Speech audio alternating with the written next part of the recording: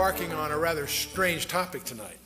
We're going to talk about UFOs. Now, this is an area that most people tend to relegate to the demented or incompetent or fringe-type people. And yet the entertainment industry, of course, has picked up on this with the crop circle thing called Signs, which many may have seen.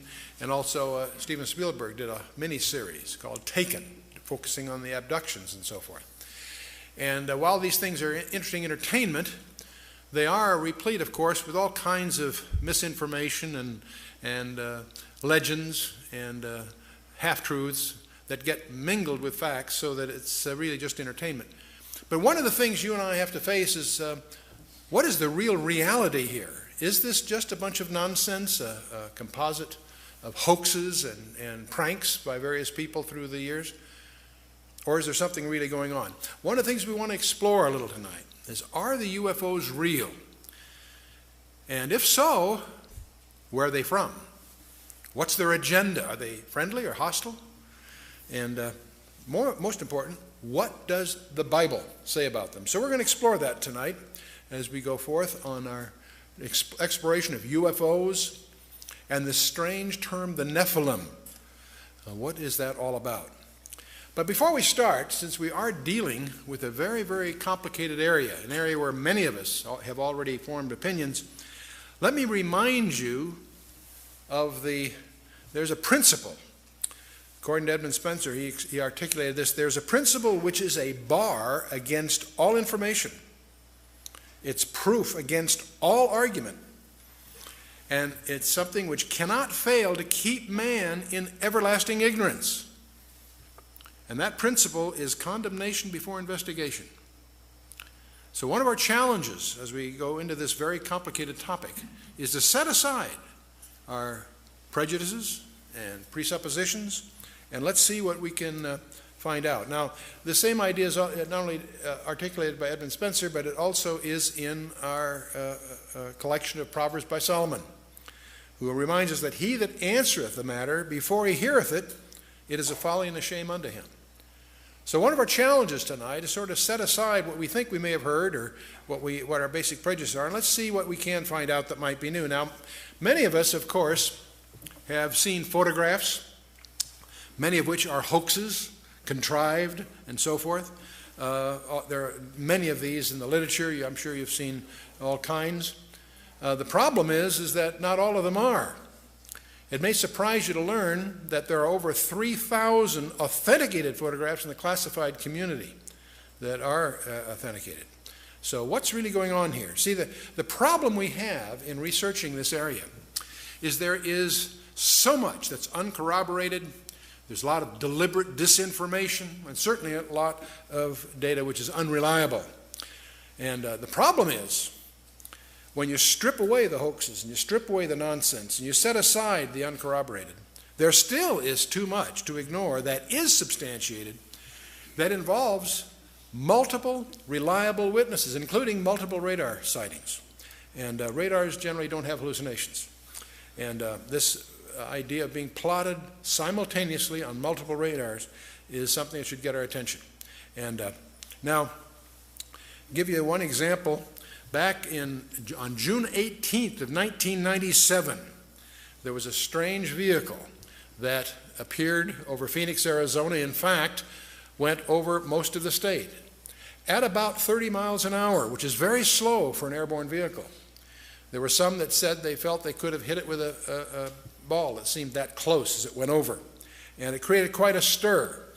And on March 13th, there were sightings all the way from Casa Grande and Chandler all the way up through the northern part of the state, Prescott and so forth. So it wasn't just a local phenomenon, and it created quite a stir. Now, the governor of Arizona made a big mistake by treating a press conference the following morning lightly, as humor. And it didn't go over very well because people were upset because they were getting stonewalled by the government. Even though there were denials by the Air Force, they saw the fighter jets sortie after them and so on, so it created quite a stir. It wasn't picked up in the national media it was picked up, of course, substantially in the local media, that is in the state of Arizona. And one of the things that's strange about this is that it happened in March of 1997. It didn't show up until June 18th. And what's strange to me is not just the event that happened in March, but there was no word about it in the national media. But then for some reason, no obvious reason, on June 18th, it was on the front page of USA Today. That's where this picture came from.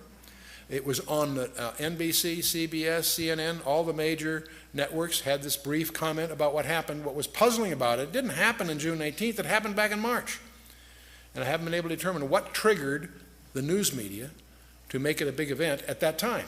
It's one thing it does demonstrate is how the news is managed, because all the networks pick it up at the same time for no ostensible reason.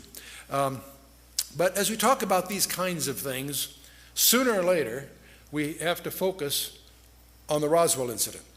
And many of you realize that approximately July 4th, a few days following maybe, some object, that's in 1947, some object landed near Roswell, New Mexico. And Sheriff George Wilcox contacted the Roswell Army Airfield regarding wreckage that was discovered on Max Brazel's ranch, or in that area. The Army seals off the area and confiscates everything that was there. And on the 8th of July, Colonel William Blanchard, who was commander of the 509th Bomb Group, that was our primary atomic bomb group in those days, he issued an official press release stating that the wreckage of a crashed disk had been recovered. Now, this press release went out early enough on July 8th to be picked up by 30 newspapers across the country. And so it is. And this is a snapshot of what it looks like. The RAAF captures flying saucer on ranch in Roswell region and so forth. And no details of flying disc are revealed, et cetera, et cetera. Except within hours, something very strange happens. A second press release, which tried to rescind the first one, was issued from the office of Brigadier General Roger Ramey, who was commander of the 8th Air Force. He resides at Fort Worth Army Airfield in Texas, which is about 400 miles away from the incident. But within hours, General Ramey issues a countermanding release, and he claimed that Colonel Blanchard and the officers of the 509th at Roswell had made an unbelievably foolish mistake that somehow they incorrectly identified a weather balloon and its radar reflector as the wreckage of a crashed disk.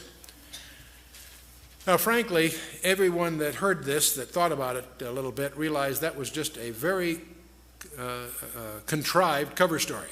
And this press release that in effect hit the next day by General Ramey caused, it was in effect a denial, did not explain why they confiscated everything, why the whole subject has been classified to this day. And now what that really did, this absurd cover story, frankly, just fueled the 50 years, the intervening 50 years of conjectures and all kinds of anecdotal testimonies of people who were involved peripherally. All kinds of stories have been echoing throughout this half century that's transpired since July of 1947. And the stories typically maintain that there were 4 alien occupants of this disk, that 3 of them were dead, 1 was still alive. All these presumably were taken off to the never land of military security, and there's all kinds of stories that are too preposterous to really accept, and yet it continues. The great mystery about, when I travel, one of the most often questions I get is, what really happened at Roswell? Well, we don't really know what happened at Roswell. It's been classified, and we'll talk about that a little bit. We do know something that happened 9 months after the Roswell incident. Al Gore was born.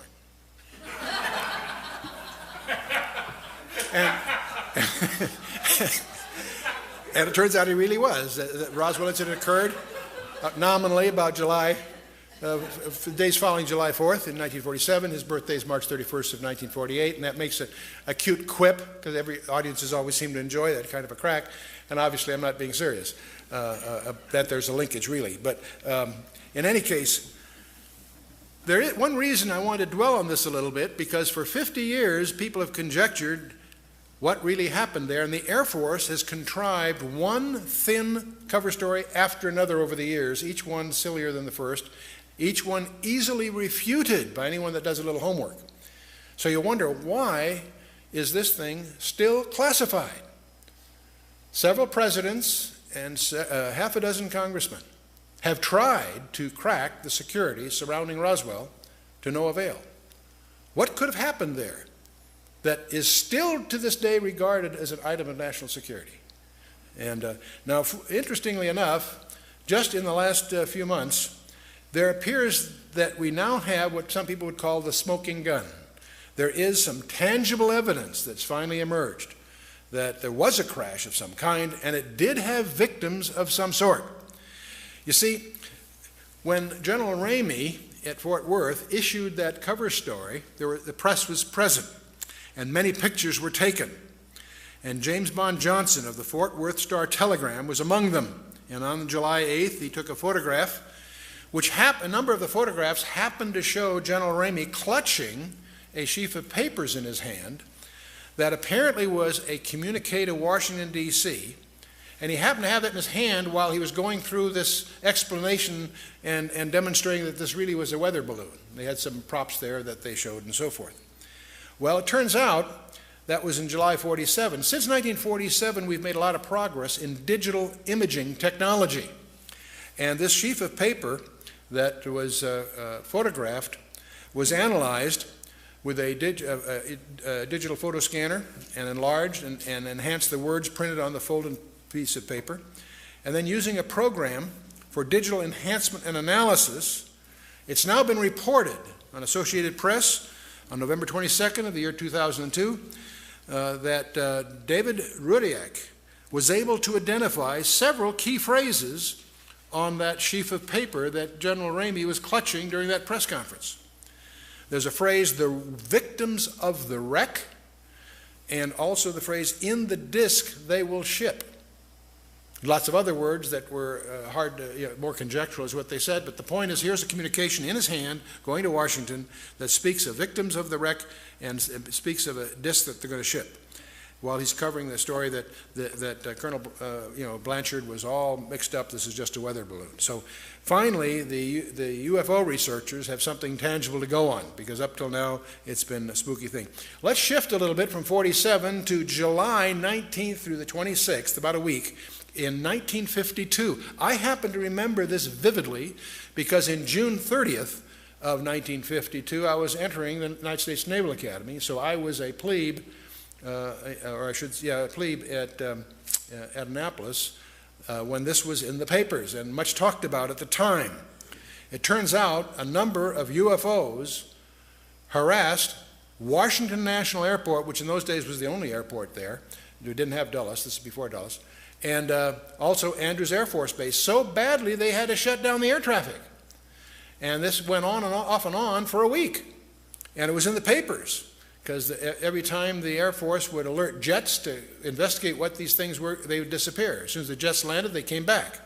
And fiery objects overrun jets over Capitol in the Washington Post. These are headlines from that period. Now, one of the things, there again, they never really explained it. They issued some cover stories, but the truth of the matter is they didn't know what it was, and it wasn't just an incident one night. It went off and on for the better part of a week. Again, it created a problem just in blocking all the phone traffic, because everybody's calling what's going on and so forth, and so something real was happening, because you're talking here multiple radars. This isn't some impressionable, unprofessional observer. This was the air controllers at Washington National and Andrews Air Force Base, and never explained, at least not to the public. 1993, by the way, there are thousands of these things to select from. I've just picked a few that seem representative. Over in Mexico City in 1993, the population by the thousands were upset and disturbed by what went on. Seoul, South Korea, November 23rd of 1996. CNN and Reuters reported a huge cigar-shaped UFO that was televised for 10 minutes on national television. You know, when we talk about witnesses, there's all kinds of people, many very reliable professionals that have contributed to this background, but the ones that you and I would tend to presume would be the most reputable, most trained, and most competent in this area would be our astronauts. You think they know something about it. Do you realize that 13 of them have gone on record of seeing UFOs while they were doing their missions? Ed Mitchell, Apollo 14, April 1996, and this was on Dateline NBC. He said, NASA is covering up what really happened at Roswell, New Mexico. See, this isn't just the presumption of some journalists or the tabloids at the checkout stands in the market. These are serious people saying that something is being covered up. Astronaut Gordon Cooper has made many talks. In May 15th of 1963, he did the 22-orbit Mercury capsule. He saw a green UFO, which was also at the same time he saw it tracked by the radar in Australia. It corroborated this. And he's testified before the United Nations that UFOs are visiting this planet. And in May 1996, he said, we are being visited by aliens. So he's spoken a lot about this, so much so that some people tend to write him off. James Lovell, Frank Borman, Gemini 7, December 1965. On the second orbit of their 2-week flight, they saw a UFO. Gemini Control presumed it was the stage of their own Titan booster. But they indicated that they had both the booster and the UFO in sight, so that doesn't quite jive. Walter Schirra, these are all familiar names to most of us. Mercury 8, 1968. He was the first guy to use the term Santa Claus to indicate UFOs are near the space capsule. And so this was about December, so everybody thought that this was just a cute quip, but it was a code word. And it was later, in 1979, Maurice Chatelain, the chief of NASA Communications, confirmed that the Santa Claus phrase was a prearranged code word to deal with the UFOs without alarming the public. And Neil Armstrong, Buzz Aldrin, these familiar names to you? Are these guys competent? On Apollo 11, July 21st, 1969, both apparently saw lights in and on a crater, and there are unconfirmed reports that there were other spacecraft there. Some of this is classified, gets classified quickly, so we're treading in dangerous ground. But they have said 2 large objects were watching them. And Armstrong is quoted in some reports of a CIA cover-up. Now those reports get squelched, of course, so it's hard to separate what was just urban legend and what really happened. But if you go to Ed White, James McDivitt, James Lovell, Borman, Schirra, Gordon Cooper, these guys have all reported UFOs. Neil Armstrong, Apollo 11, Buzz Aldrin, Apollo 11, Ed Mitchell, Apollo 14, and on it goes. And one of the most interesting ones is John Blaha. He was a veteran of 5 space shuttle missions. He also was a relatively recent resident of the Russian Mir space station. This a few years ago. March 24th of 1989, an amateur radio operator picked up an intercept. Said, Houston, this is Discovery. We still have the alien spacecraft under observation. And very impressive to listen to that soundtrack and hear the familiar voice say these rather strange things. So UFOs, we could go on and on. The main point I'm trying to do at this point, just indicate there are some people that you would consider competent and reliable in multiple names that are reporting these things are real. And I would not attribute all of these to hallucinations or being impressionable or what have you. In fact, if you start looking into this area as an area of research, you'll find it extremely difficult because there are 6,000 professional publications in English alone that deal with this. There are 2,200 foreign publications, 1,350 UFO-related periodicals. And some of these, if you look at the books in the library, there are over 700 books that deal with UFOs just in the period from the 17th century to the First World War. Excuse me, the Second World War, from 1650 to about 1945. There are over 300 books prior to the 17th century that deal with UFOs in the ancient times. So what on earth is this all about? You know, they've done polls. Do you realize that 57% of Americans, according to the polls, believe in UFOs? That's Doesn't make them real, but it says there's some phenomenology that must be real, even if just perceptions. 15% of Americans believe they have seen a UFO. How many of you in the audience have seen a UFO at one time? Okay, we're not going to take names. I just care. Oh, good, okay. Here's the shocking one. This blew me away when I first ran into it. Somewhere between 1 and 3%, various polls agree, somewhere between 1 and 3% of Americans claim that they have had an abduction experience. That's over 5 million people, or in that neighborhood. Not a few thousand deranged people, not a few, disaffected. This is, we'll talk a little more about this. This is a very, very disturbing phenomenon in the counseling profession. Now, part of the problem of the UFOs is they have some paradoxical behavior. On the one hand, they're seen by multiple competent witnesses. They are plotted on radar, sometimes multiple radars simultaneously. They leave tangible traces on the ground, sometimes radiation, evidence of burning, and other things. So they are apparently real in the sense of being physical, on the one hand. There are photographs. Sometimes they show up on photographs, sometimes they don't. But here's the problem. While they seem to be tangible on the one hand, they exhibit behavior that can't possibly be physical. They can go in excess of 6,000 miles per hour without sonic boom. So what on earth does that mean? I'd like to know how they do that trick. They've been plotted making right-angle turns at over 16,000 miles an hour. That defies the laws of physics. That's now perhaps the most disturbing thing of all. They appear to have the ability to materialize and dematerialize without a trace. One of the great mysteries of the UFOs isn't seeing them, is trying to figure out where are they when you don't see them. Some people say, well, they're from another galaxy. Most physicists will debunk that for lots of reasons. They seem to pose that way, but for lots of, if they came, if there are that many coming from another galaxy, you'd think you'd sense the traffic.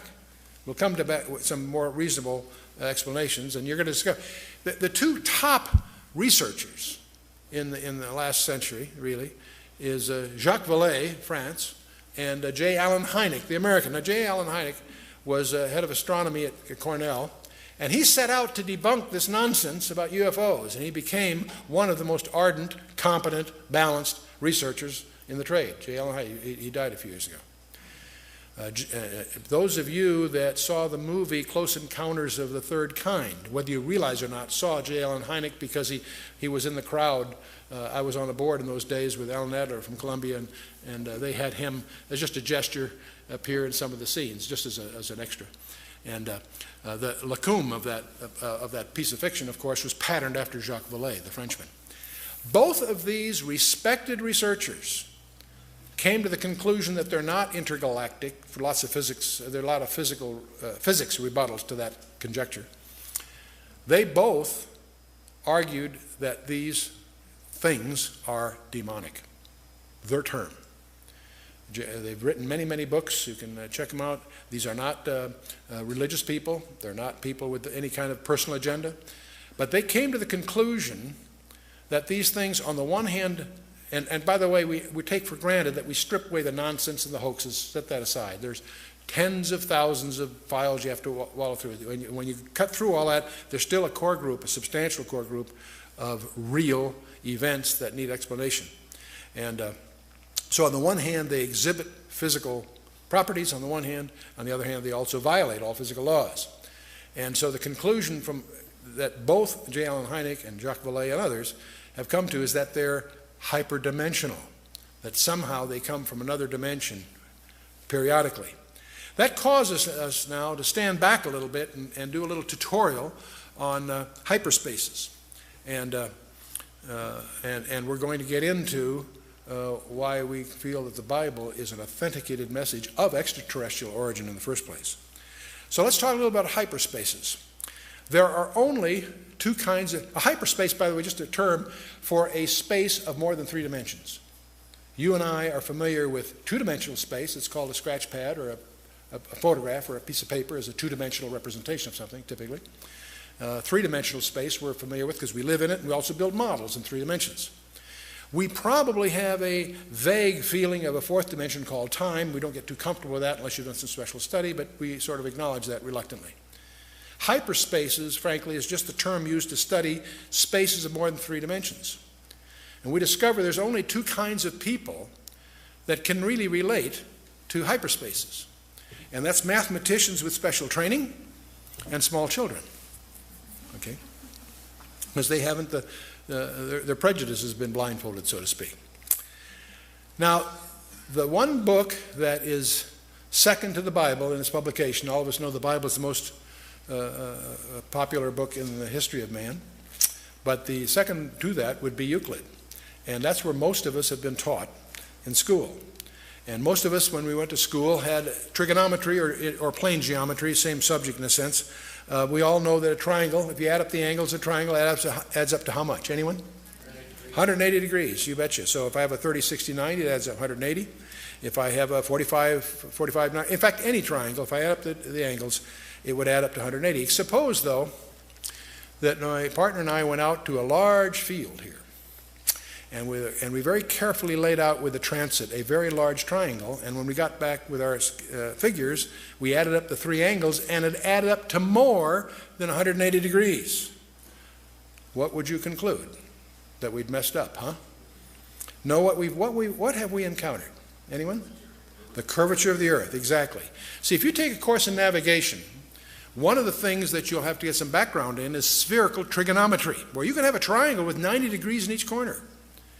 And so, see, this little rule that we all learned, that a triangle, by implication, a plane triangle, a flat plane, adds up to 180 degrees, that's only true for a universe of 2 dimensions. So when you find that rule violated, it's a hint that you've encountered an additional dimension. And Dr. Einstein made history with that insight, because he was grappling, of course, with the nature of space, and he realized that length, mass, velocity, and time are relative to the velocity of an observer. In 1915, he generalized that, basically discovered that there's no distinction between time and space. And perhaps the most important thing from the general theory of relativity, we won't get in the math, of course, but is to realize that time itself is a physical property. You and I do not live in 3 dimensions. We live in at least 4. In fact, we now discover much more than that. But this idea that Einstein recognized as he grappled with the properties of space, that there's an additional dimension required, and he went to 4 dimensions to resolve the time issue. And his theory of relativity has been confirmed over 12 different methods to over 14 decimals. So it's no longer really a theory. It's well-accepted basis in certain fields of science. So when we need to go beyond Euclid, which of course deals just with 3 dimensions. And in June 10th of 1854, the most important lecture in mathematics was given by George Riemann. He invented a thing called metric tensors. And that tool that he developed proves to be one of the most profound tools in advanced physics. And it took over 50 years, in fact over 60 years, for Dr. Einstein to use that tool to develop his 4-dimensional space-time. And it's too bad that Einstein went to his death frustrated by not being able to solve certain problems, which if he had applied the technique going to 5 or more dimensions, they would have yielded. It took his successors to do that.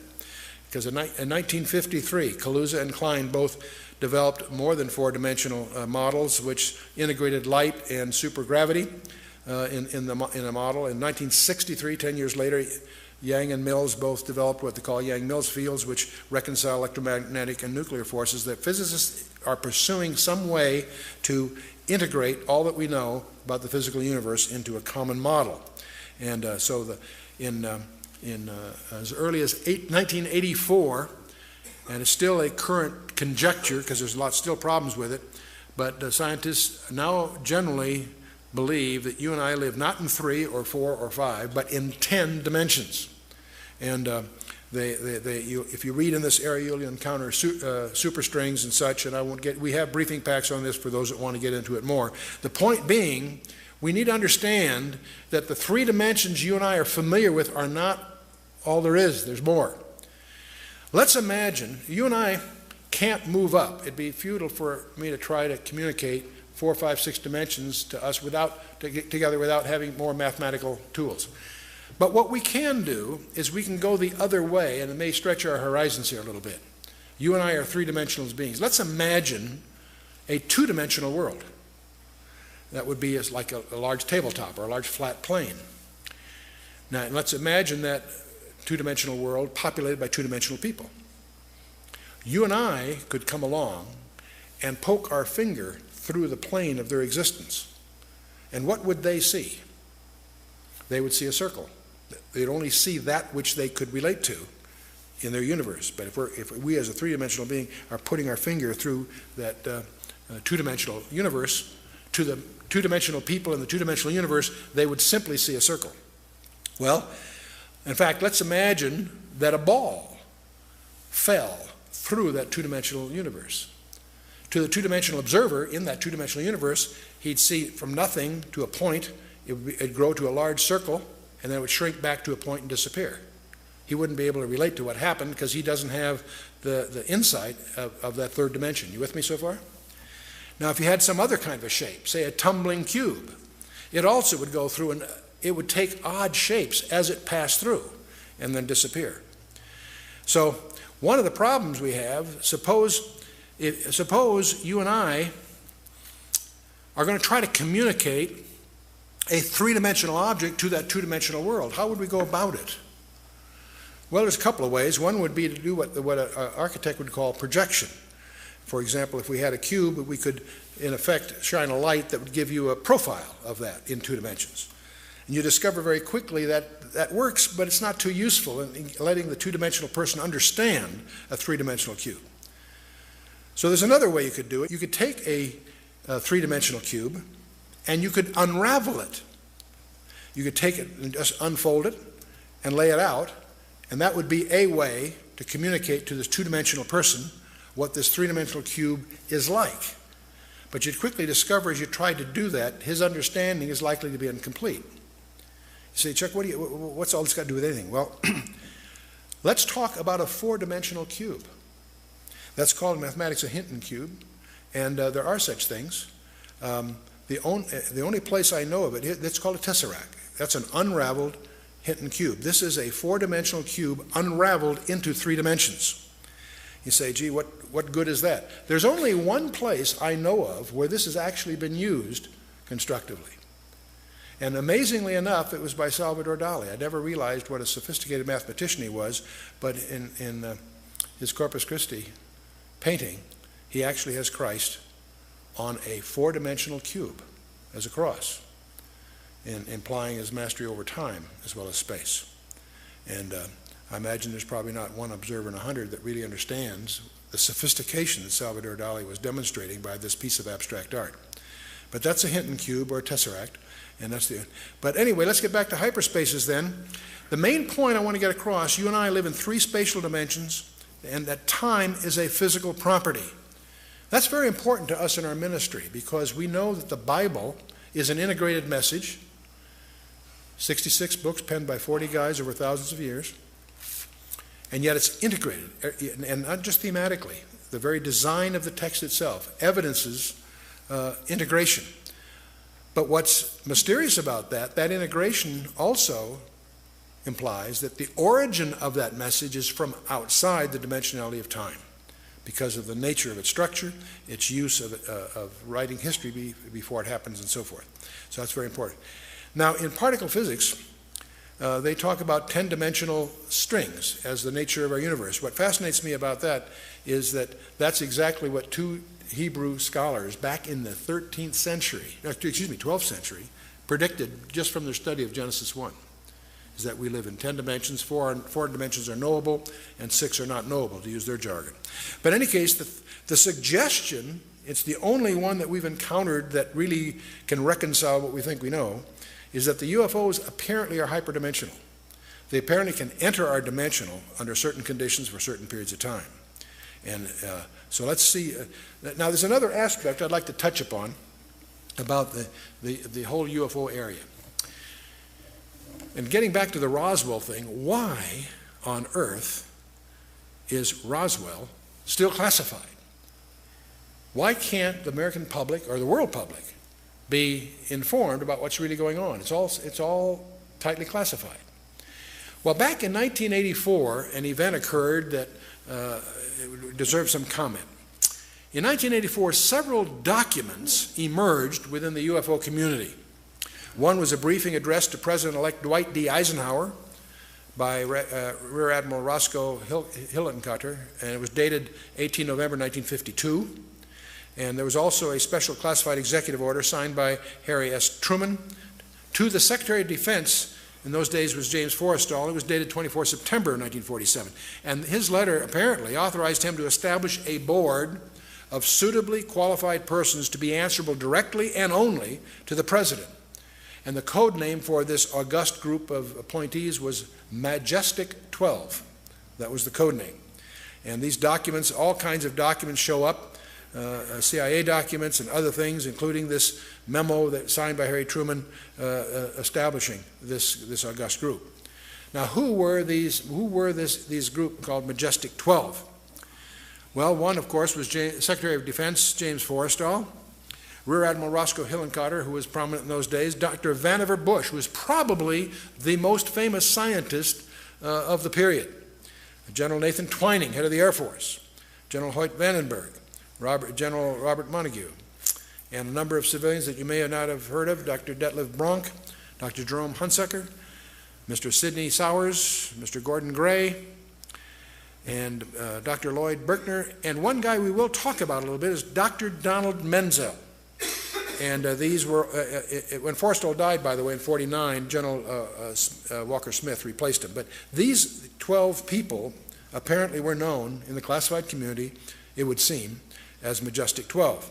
Well, these are interesting people. You see, of these 12 people, there was Secretary of Defense, of course. 3 of these people were the first 3 directors of the CIA, the Central Intelligence Agency.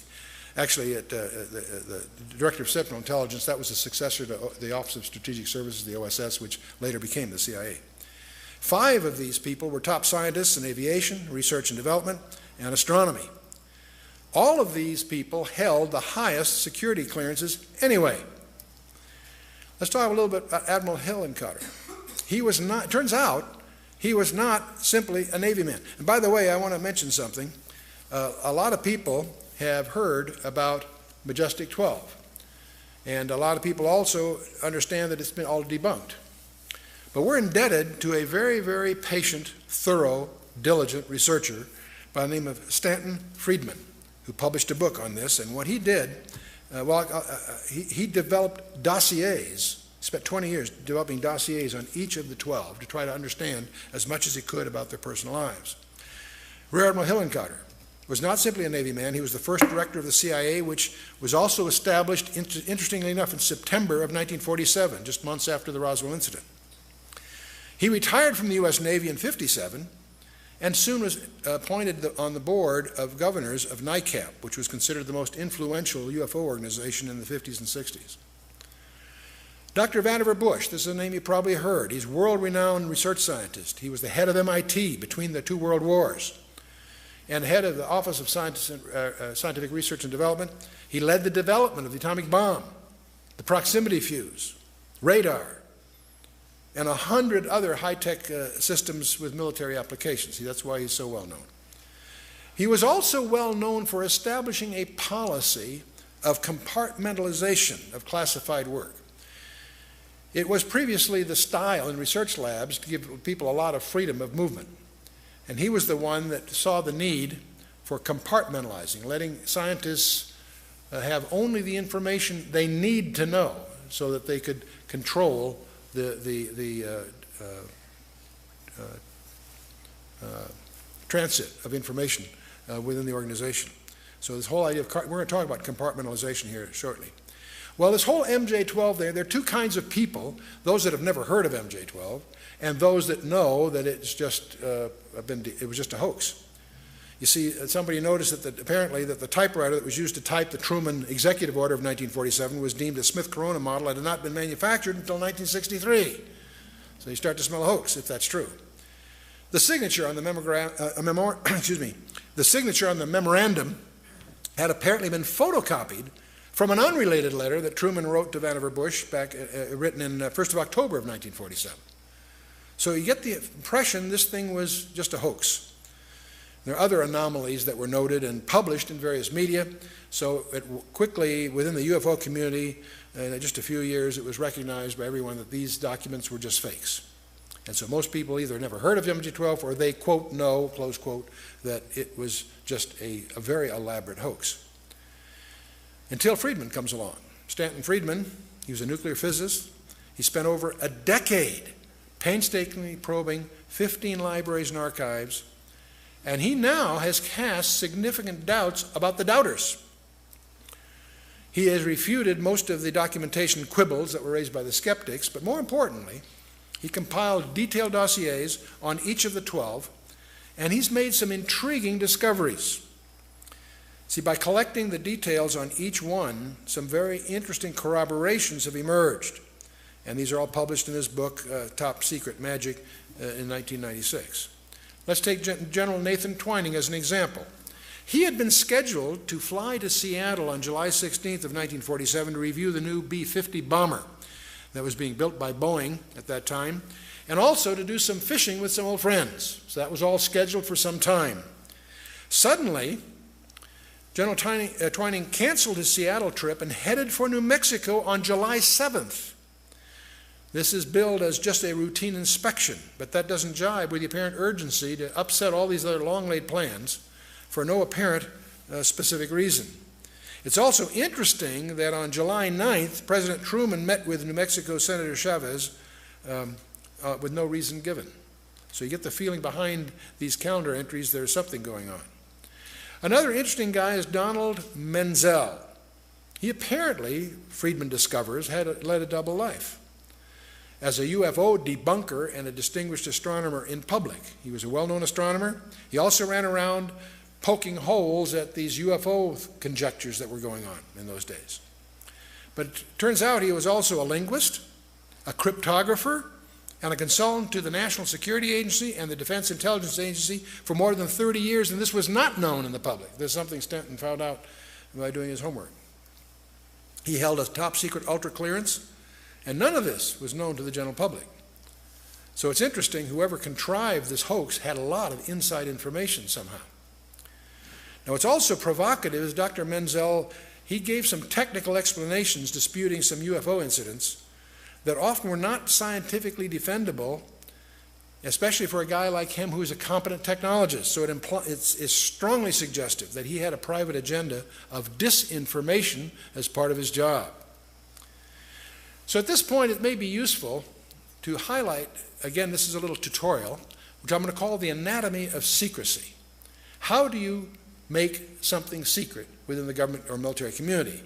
Well, the first thing, you can define the content of what's going on as secret or top secret or whatever level is justified by the content of the material. If there's a contract, the content of the work can be classified secret, top secret, what have you. But let's assume you're really serious about making this especially secure. The other thing you can do is called compartmentalization. You can compartmentalize the project. And how do you do that? You make the existence of the contract classified. And these are usually in the intelligence community, and that's why they go by a nickname. They're called black programs from the intelligence side. These are great contracts to get because your competitors don't know they exist. So they're sole source, and they're considered attractive contracts. See, I have served as chairman of the board of 4 different publicly traded defense contractors. And several of these were companies that had their primary commitments in deeply classified work and obviously included compartmentalized programs. But I have to tell you, I was startled. I spent 30 years in the strategic community, both in the Department of Defense community directly and also, as I say, on boards and of publicly traded defense contractors. And I have to tell you, it was late in that 30-year career that I discovered, much to my amazement, there is another level of security, and that's where you make the existence of the customer classified. And I was in one of those projects, and it was a very, very strange meeting. We had our little company that was publicly traded, but not a large company, was competing for a particular procurement, and the head of that particular division asked me, as chairman of the board and controlling shareholder, and so on, to be present at the meeting, along with our banker. The vice president of First Interstate Bank was there, and as we in this conference room, three guys come in with business cards and give us their business cards, High Technology Research Associates or something like that. But quickly explain that that's just a cover, and we're not surprised. That's what's known as a cutout, a shell corporation that they're using for certain purposes. And they explained to us that we're down to two companies. Ours, which is a smaller company, and another large company. One of the two companies is going to get, this is like on a Wednesday or Thursday, on Monday, one of these companies will be phoned and get the contract. And we're in the running. Okay, that's exciting. But then they explain that they're very embarrassed because we'll get a verbal okay on Monday if we win, but we'll have to start work right away to make the timing, and they won't be able to get paperwork to us for maybe 60 or 90 days. They're embarrassed, but it takes that long to get the kind of paperwork we need. And so the problem is we're going to have to start on a verbal go-ahead before we have paper. And the problem with that is that they looked at our financials, and we weren't that financially strong to undertake that kind of a commitment. And so that's why they wanted a banker there. And so they said, could the bank extend? I think we had a credit line in those days of, I think, $4.5 million. It would take another $1.5 million to make us presentable for this purpose. And so they asked the bank if the bank could increase our credit line for $1.5 million. The banker very naturally said, "You don't tell us who you are, and you won't tell us what it's all about." The answer is no. And so we're at a stalemate because, as it said, we wouldn't be qualified. And I turned to the vice president of First Interstate Bank. I says, "You people have my personal financials." In those days, I had money. That's before I got in my project with the Russians. But anyway, that took me down. But the point is, in those days, I had a net worth. I says, "You have a net worth. If I guaranteed the incremental loan, would the bank willing to go along with this?" And he said, "I can't." He says he didn't have the authority, but we go downtown. He says they'd probably go along with that.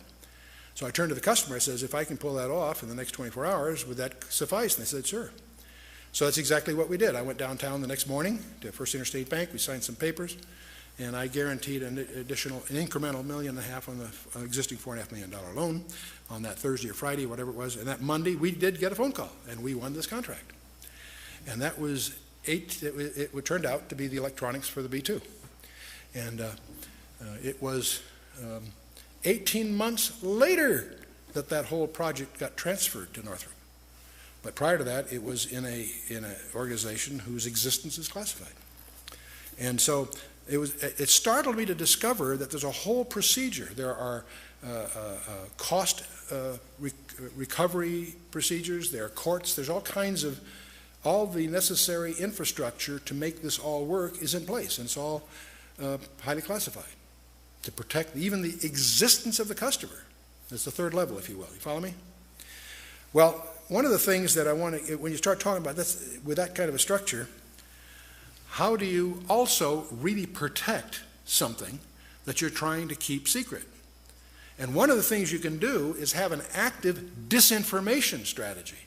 You not only keep it secret, you publish things to keep people from understanding what it is, discredit it or whatever else. And we did that, for example, in the Manhattan Project during World War II. The very existence of our atomic bomb project, the so-called Manhattan Project, was hidden under a whole bunch of other cover stories and pseudo-projects. You went through certain doors, there were projects going on that really had nothing to do with anything, they were just a cover to hide what was really going on. Active disinformation. And one of the things I personally suspect is that's exactly what they did with MJ-12.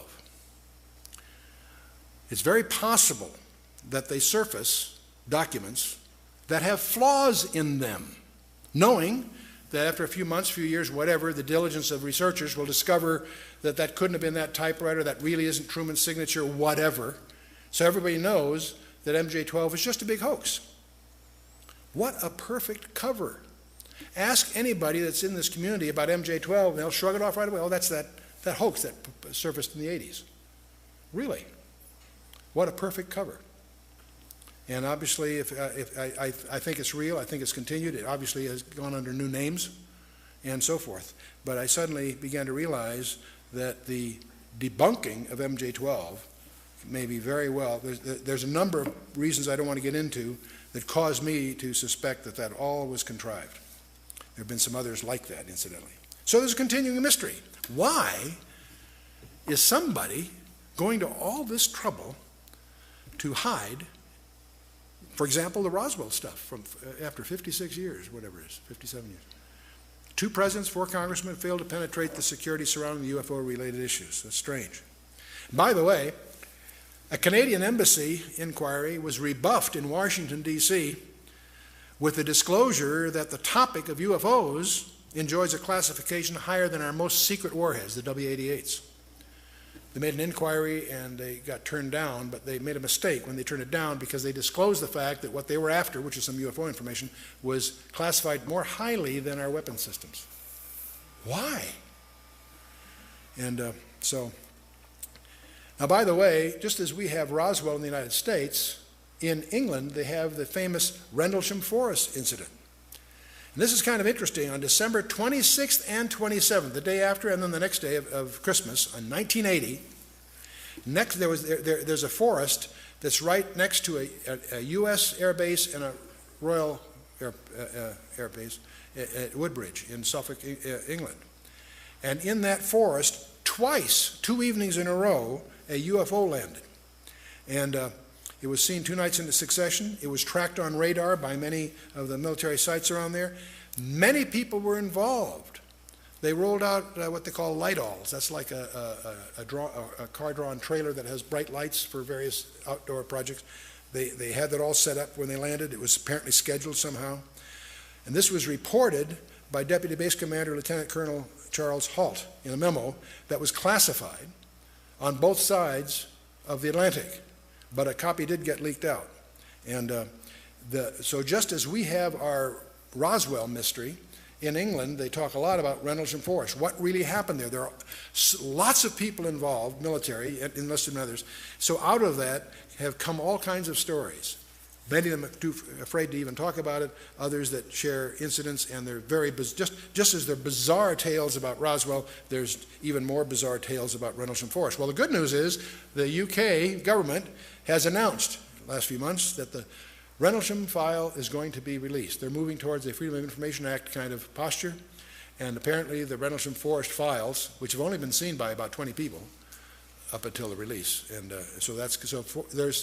we're moving into a day when some of these mysteries are going to be revealed. Now, another thing that comes up when you talk about these topics are crop circles, and this might be a good chance for our TV people to change tapes if they want. So why don't let's take a 5-minute stretch break and let them collect themselves, and we'll pick up crop circles and some subsequent things following, okay?